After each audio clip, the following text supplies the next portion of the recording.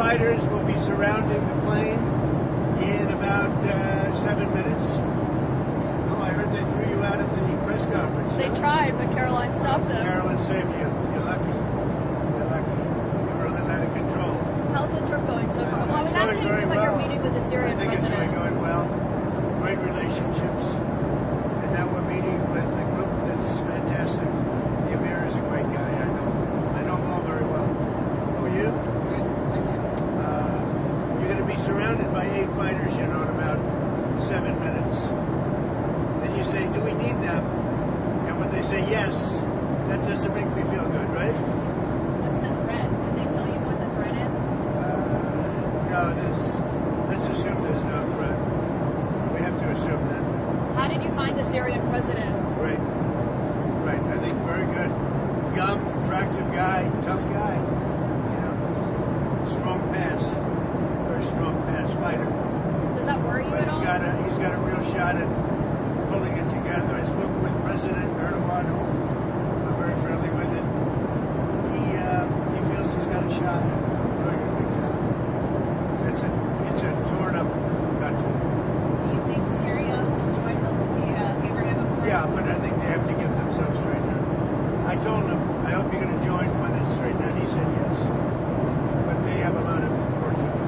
What about Lebanon? Do you think there's a path for Lebanon to normalize relations with Israel? A friend of mine is the new ambassador to Lebanon, and I didn't even know, and I never knew his relationship, but he was born in Lebanon, and he said, I'd like to be the ambassador. He's a very successful guy.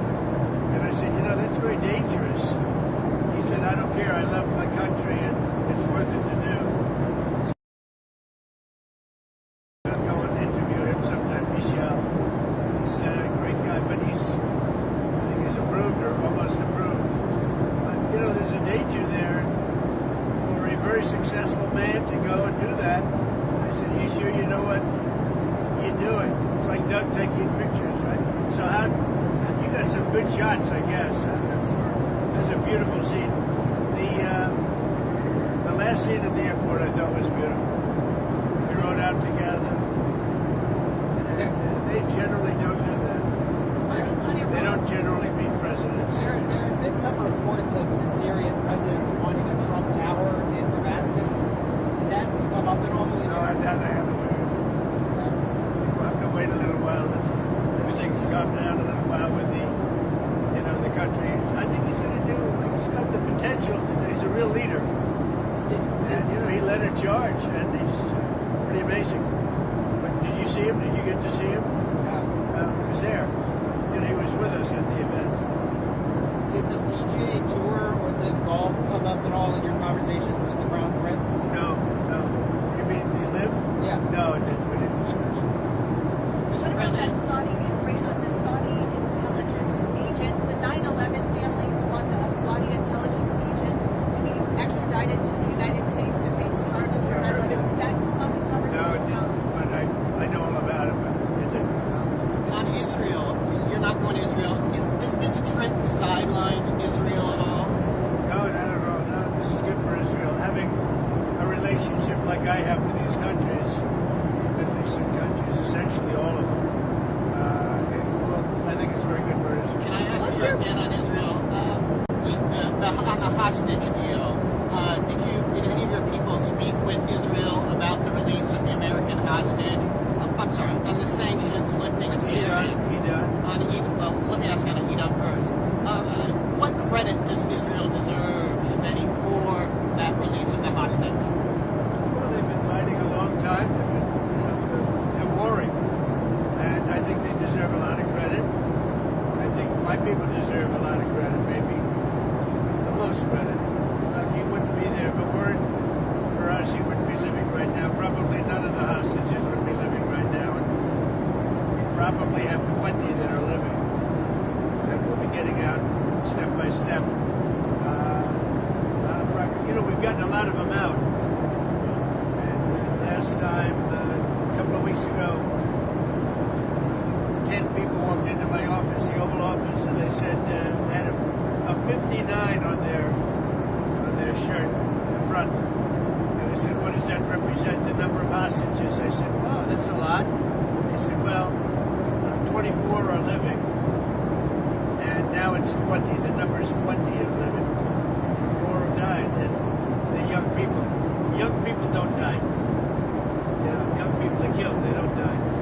So the 24 living of the 59 to 24 living is now down to 20. And we got Ida out. It was great. His family was so thankful. We did a good job with it. We'll continue to do it. What happens on Thursday if President Putin doesn't show up in Turkey for the talks with Ukraine? What will you do? Well, I don't know if he's showing up. I know he would like me to be there. And that's a possibility. If we could end the war, I'd be thinking about that. Now, tomorrow, we're all booked out. You understand that? We're all set. But you'd go if he We're goes? going to go UAE tomorrow. And so we have a very full situation. Now, that doesn't mean I wouldn't do it to save a lot of lives and come back. But, yeah, I think they're thinking about something. I don't know that he would be there if I'm not there. We're going to find out. Marco's going. And Marco's been very effective. How are you feeling about how Putin is handling this? I know you had said a few weeks ago you thought About maybe who? how Putin is handling this. You said a few weeks ago you thought maybe he was tapping I'll you let you know in a week. I'll let you know in a few days. Mr. President, on Israel again, has any of your team been in touch with Israel, your team, about lifting the sanctions on Syria? What's their reaction? Well, in touch. I mean, we told them we're doing it. The reason I did it, and I think it's been very popular, actually, certainly in the Middle East, it's been popular with virtually everybody. But the reason I did it is because I spoke with President Erdogan, who I get along with very well, and I spoke to Mohammed, as you know, was with them, and they thought it was very important to do. It gives them a much better chance of survival as a country. Can you share what Netanyahu thinks about it?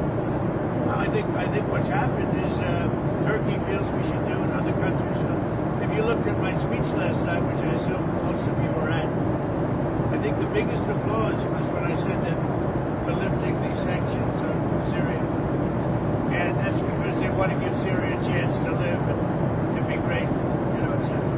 Mr. President, an Emirati government did a $2 billion deal. An Emirati government did a $2 billion deal using the Trump digital coins. How did that deal come about? I don't know anything about it. I really don't know anything about it. But I'm a big crypto fan, I will tell you. I've been that from the beginning, right from the campaign. I'm a believer in crypto, and if we're not going to do it, China's going to do it. The way I look at it, it's like AI. I'm a believer in AI because we have to have it. We're leading China by a lot. And in crypto, we're leading China by a lot. So I'm a big crypto fan. You didn't know about that? No. Senator Schumer said he wants to block your Justice Department political appointees until he gets answers about questions about the Qatari plane. What's your response? Schumer's, he's become a Palestinian. Something wrong with him. I don't know. I've known him a long time, and there's something wrong. He's lost his confidence totally, and it's just something wrong with him. I don't know what it is with Schumer. Yeah, did you have a question? Go ahead. Well, I've got two questions on Iran and Russia. Yeah. Are you still considering secondary sanctions on Iran's oil exports?